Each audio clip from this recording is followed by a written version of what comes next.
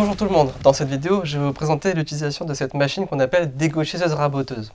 Donc dégauchisseuse raboteuse. Voilà, c'est le nom donné à cette machine. À quoi elle sert cette machine? Elle sert à passer d'une planche de bois brute comme celle-ci, donc qui est issue d'une palette, on peut voir, hein, qui est totalement brute, avec plein de petits défauts, voilà, à une planche parfaitement lisse, aplanie, avec des angles à 90 degrés. Donc on peut voir hein, d'un point de vue frontal hein, que ça forme un parfait rectangle, avec des côtés voilà, qui sont à 90 par rapport à chacune des facettes de la planche. Voilà. Et qui dit machine à bois, comme sur les autres machines, dit sécurité. Donc on va parler tout de suite de comment s'équiper.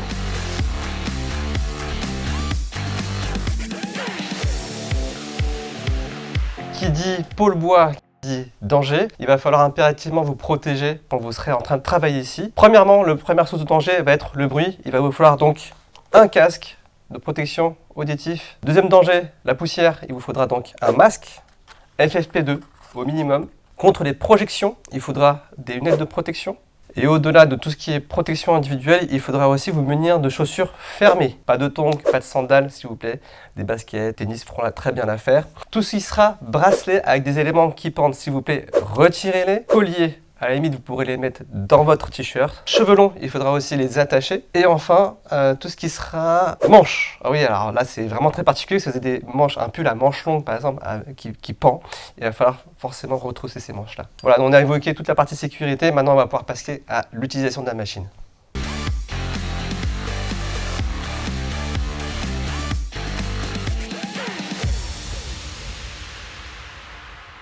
Alors dans cette configuration, la machine est transformée, si on veut dire réglée, en dégauchissage.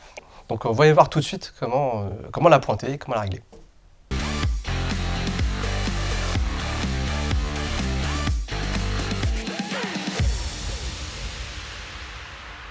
Avant toute chose, je vais vous présenter un peu l'ensemble. Donc là, vous avez le plateau d'entrée hein, sur lequel on va poser notre planche, le plateau de sortie, le guide perpendiculaire et l'organe qui va travailler, il est sous la protection. Donc on peut voir ici, hein, il y aura une lame qui va tourner et c'est elle qui va retirer donc, une épaisseur de matériau.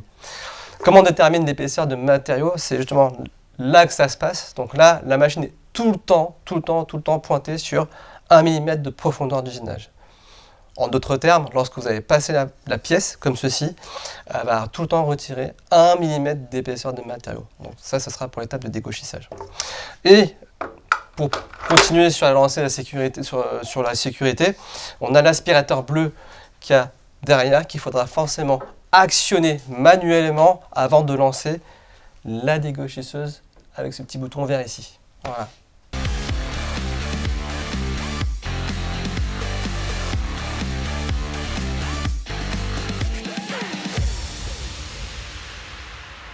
Allez, maintenant on va dégaucher un plat. Donc on peut le voir hein, sur le tableau, dégaucher un plat qui correspond à la toute première étape. Donc, posture, très important, c'est ce qui va assurer votre sécurité. Donc une jambe gauche en appui devant et la jambe droite en appui à l'arrière. On va bien saisir correctement la planche voilà, avec sa main droite, bien à plat sur la table d'entrée comme ceci, fermement saisie. On va lancer la machine avec le bouton vert qu'il y a sur le côté. On va soulever la protection et on va pousser notre pièce lorsque la machine sera en rotation. Une fois que la pièce a franchi la protection, on la rabaisse tout en gardant la pression sur la main droite. On bascule notre main gauche sur l'avant de notre pièce et on pousse l'ensemble continuellement. Une fois la pièce complètement ressortie, on obtiendra une face complètement dégauchie.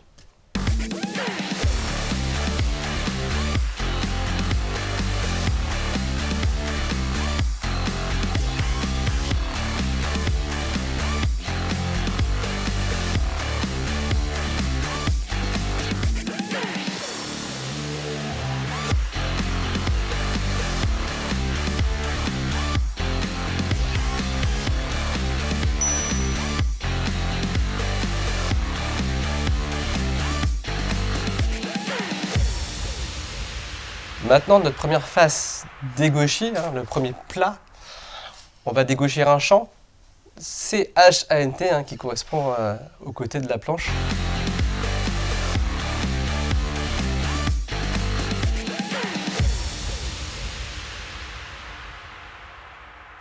Pour ce faire, on va plaquer la face premièrement dégauchée contre les guides, comme ceci. Okay. Posture comme tout à l'heure, hein, bien sur ses appuis. Et là, on a la protection, vous vous rappelez, on va la mettre un tout petit peu en retrait, de manière à pouvoir laisser passer notre planche. Okay. Et pour saisir notre planche, donc, la technique consiste à mettre les doigts sur le champ opposé. Et ce que j'aime bien utiliser, c'est mon petit bout de doigt ici pour pouvoir pousser. Okay. Il faut que ce bout de doigt soit assez haut pour pouvoir pousser sans être trop bas, de manière à ce qu'il n'y ait pas d'accident possible. Allez, je répète. Donc, les doigts comme ceci, voilà. Et là, on actionne et on y va. J'obtiens un champ dégauché. Par mesure de sécurité, comme effectivement on voit la partie qui travaille, pensez à éteindre avec le bouton rouge qui est là, la machine, pour assurer votre sécurité.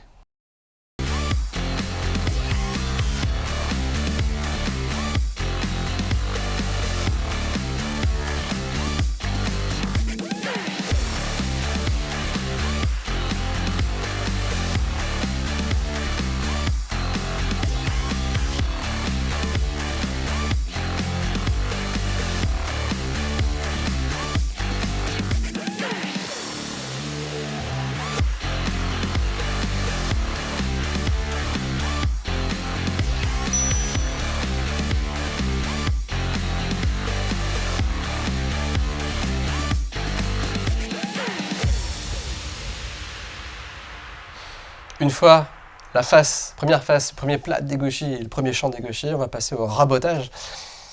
Mais je vais vous expliquer pourquoi historiquement on parle de dégaucher, raboter. Alors pour faire très simple, lorsqu'on va dégaucher, donc comme vous vous souvenez, on retire chaque fois 1 mm de matériau. Mais en faisant ça, en fait, on ne sait pas ce qu'il nous reste, combien il nous reste d'épaisseur. Tout comme quand on va dégaucher le champ, c'est pareil. On va dégaucher une certaine largeur, donc on va retirer à chaque fois 1 mm, mais on ne sait pas ce qu'il nous reste en fait en largeur.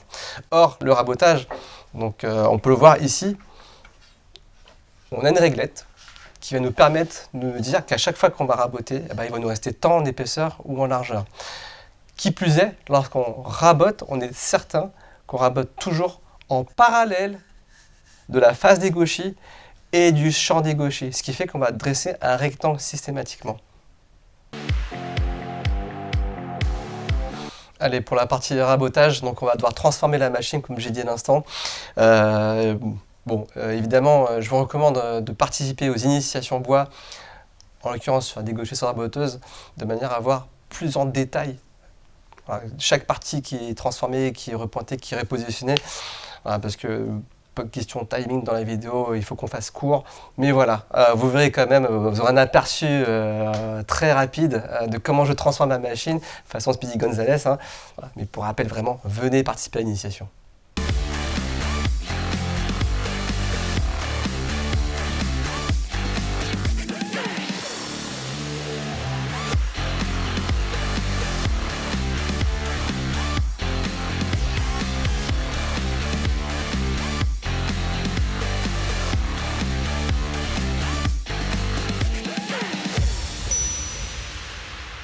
Voilà, la machine est réglée, transformée en raboteuse.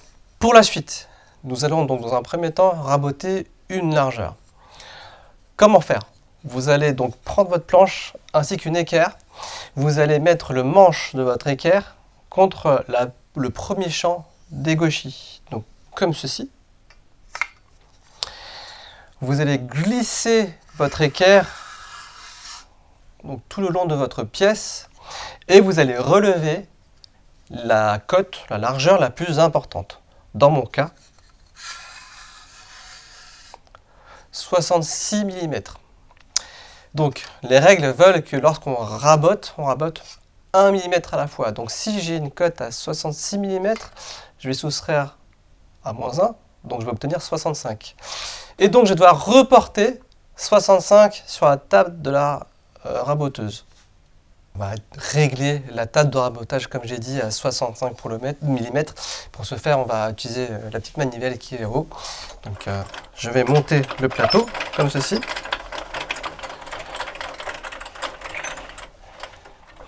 Donc, mon témoin est à 65 mm. L'étape suivante consiste à prendre votre planche, donc face des gauchis et champ des gauchis.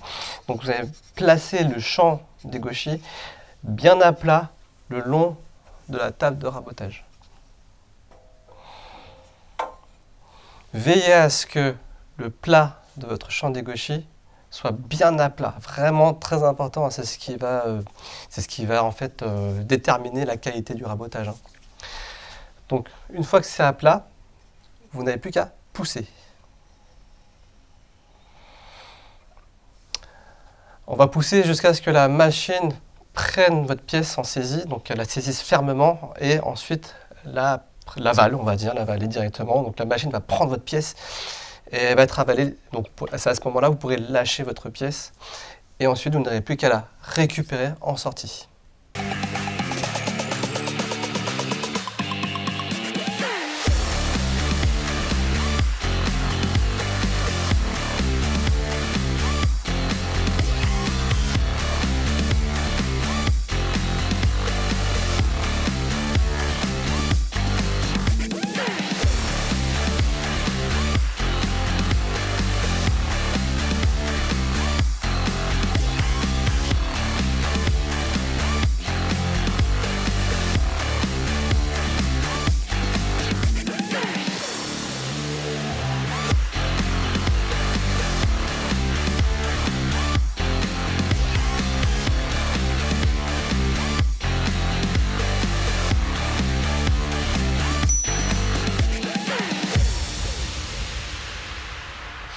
Voilà, maintenant qu'on a raboté notre largeur, maintenant la quatrième étape consiste à raboter l'épaisseur. Pour ce faire, on va prendre toujours la même équerre que tout à l'heure. On va poser le manche sur la première face des gauchis, comme ceci. Et comme tout à l'heure, on va faire glisser notre équerre le long de cette face, de manière à relever l'épaisseur, cette fois-ci, la plus importante. Voilà, j'ai relevé 12 mm d'épaisseur, mais vrai que tout à l'heure, on va soustraire 1 mm, et donc j'ai 11 mm, c'est la cote à laquelle je souhaite raboter ma planche. Pour ce faire, comme tout à l'heure, je vais tourner ma manivelle.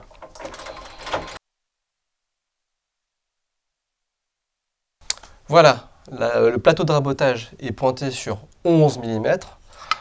L'étape suivante consiste à mettre la première face des gauchis, cette fois-ci, contre le plat de ma table de raboteuse.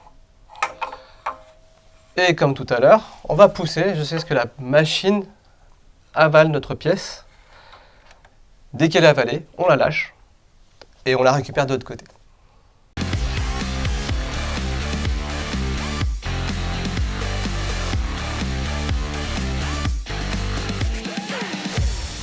Et voilà, nous avons fini le dégauchissage et le rabotage de notre pièce, qui en définitif, voilà, on obtient une planche qui fait 65 mm de largeur sur 11 mm d'épaisseur. Et qui plus est, présente caractéristique d'être parfaitement rectangulaire sur la vue frontale et qui présente en plus voilà, d'avoir des faces qui sont toutes parallèles les unes aux autres. Maintenant, on va passer très rapidement à la transformation de la machine en dégauchisseuse. Oui, parce que quand vous avez terminé, on demande à nos adhérents de transformer, de la repointer en dégauchisseuse. Et comme tout à l'heure, on va avoir le processus de transformation en Speedy Gonzalez.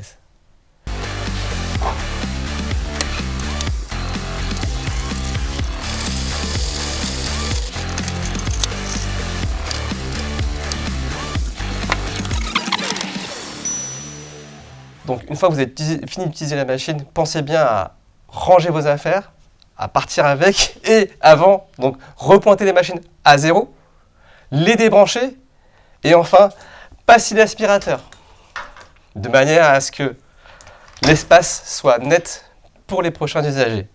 et par respect aussi envers les femmes managers et les utilisateurs. À vos projets! Pour l'onglet sécurité. Ah non, mais non, là, tu... Ah.